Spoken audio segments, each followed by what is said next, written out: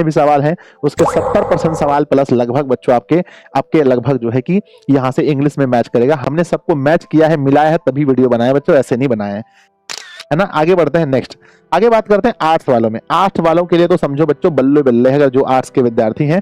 Arts वाले में हम बहुत ही बच्चों बहुत अच्छे से कह सकते हैं, अगर 2009 से आपका क्वेश्चन बैंक है, 9 से 24 तक का क्वेश्चन बैंक लगा लेते हैं तो आपका मिनिमम 80%, हम मिनिमम बात करते हैं यहाँ कि हिस्ट्री में 80% ऑब्जेक्टिव और सब्जेक्टिव क्वेश्चन वही आएंगे जो पहले पूछा गया, 80% से ज्यादा।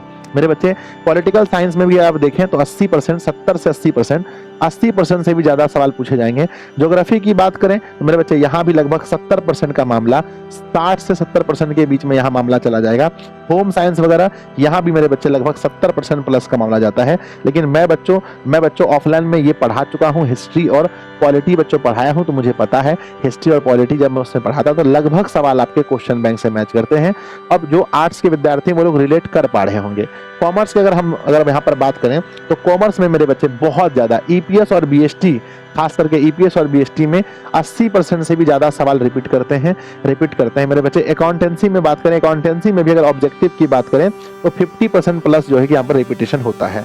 अब मेरे बच्चे हम बात करते हैं कि ये तो आपने देख लिया, ये तो आपने देखा इतना रिपीट करता है। अब आप ये भी जानिए बच्चों कि पढ़ने का सही तरीका क्या है।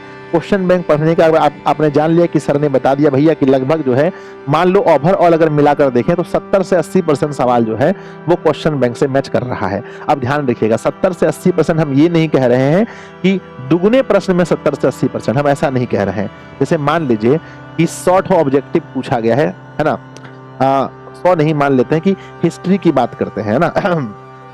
10th क्लास में एसएसटी का कोई भी पेपर उठा लीजिए, एसएसटी में मेरे बच्चे कितना पूछा गया है, एसएसटी में मान लीजिए कि 80 ऑब्जेक्टिव दिया गया है। 80 में आपको कितना बनाना है, 40 बनाना है। तो बच्चों 40 का 80%, याद रखिएगा 40 का 80% अगर हम बात करते हैं तो 32 क्वेश्चन, मिनिमम 32 क्वेश्चन की बात करते हैं क्वेश्चन बैंक से। अगर बच्चों आने की बात करें तो कभी कभी पता है कितना आ जाता है, 80 में से 70 क्वेश्चन बैंक से आ जाता है। 80 में से 70 भी आ सकता है, 65 भी आ सकता है, ठीक है ना। तो बहुत ज्यादा सवाल क्वेश्चन बैंक से आता है। मिनिमम किसी भी विद्यार्थी को कोई गैस क्वेश्चन, कोई कुछ तैयार हो या ना हो, किसी भी हाल में क्वेश्चन बैंक हर विद्यार्थी का तैयार होना चाहिए। बच्चों अब जो समय आ गया है, अब वो समय कौन सा है, अब कौन सा क्वेश्चन बैंक लेना चाहिए। आपके मन में सवाल उठता हो कि सर अभी के समय में हमें कौन सा क्वेश्चन बैंक पढ़ना चाहिए।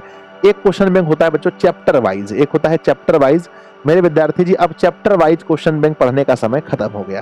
क्यों? क्योंकि बच्चों अब जो समय आ गया है यहाँ पर आपको मिसलेनियस पढ़ना पड़ेगा। अब चैप्टर वाइज कोई भी चीज आपको जल्दी है ना ज्यादा नहीं पढ़ना है, ज्यादा मेन चीज करना है बच्चों मिसलेनियस में, क्योंकि आपको एग्जाम जो है वो चैप्टर वाइज नहीं आएगा। तो अब जो आपको लेना वाला है ना, अब जो आपको अगर कोई लेने वाले हैं तो वो ईयर वाइज क्वेश्चन बैंक लीजिएगा। ईयर वाइज क्वेश्चन बैंक कोई भी अच्छा पब्लिकेशन का ईयर वाइज क्वेश्चन लेकर के बच्चों, ईयर वाइज क्वेश्चन लेकर के बच्चों 2011 से शुरू कीजिए 10th वाले, और 12th वाले 2009 से। जैसे आप अगले साल में बढ़ाएंगे 2011 का बनाइएगा, जैसे 2012 में जाइए तो यहाँ देखिए क्या कोई क्वेश्चन रिपीट किया, जैसे 2013 में जाते हैं देखिए कोई क्वेश्चन रिपीट किया, 14 में जाते हैं कोई रिपीट किया, ऐसे करते करते 2020 में जब आप जाएंगे तो आपको पता चलेगा कि साइंस और एसएसटी में ना और हिंदी में खास करके और संस्कृत में मेरे विद्यार्थी जी लगभग सारे सवाल वही मिलेंगे जो पहले पूछा गया है।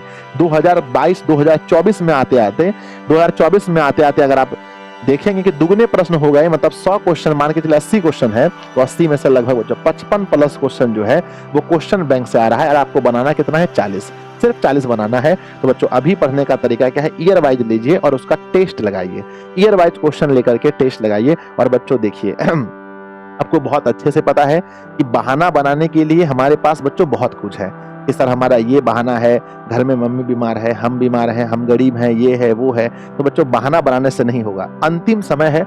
अभी जो स्ट्रेटजी के साथ पूरा दम लगा करके मेहनत करेगा, जो पढ़ेगा वही आगे बढ़ेगा। क्वेश्चन बैंक को एक अपना दोस्त मानिए और इसके पीछे अच्छे से लग जाइए, इसको बहुत अच्छे से पढ़िए। अगर किसी भी आंसर में डाउट हो तो उस आंसर का है ना, तो बच्चों उसको जरूर उसका सही आंसर पता कर लीजिए, नहीं तो डाउट में बहुत दिक्कत होता है। तो कोई भी डाउट में मत रहिए, क्योंकि अगर एग्जाम में आएगा तो फिर आपको दिक्कत हो जाएगा। ठीक है, आपको कैसा लगा और क्वेश्चन बैंक से संबंधित जो आपके मन में डाउट था क्या वो खत्म हुआ या नहीं, आप लोग कमेंट बॉक्स में लिखिएगा। अपने दोस्तों के साथ जरूर शेयर कीजिएगा मेरे विद्यार्थी जी, क्योंकि मुझे लगा कि ये बहुत महत्वपूर्ण टॉपिक है जिस पर एक वीडियो होना चाहिए। धन्यवाद बच्चों। नमस्ते मेरे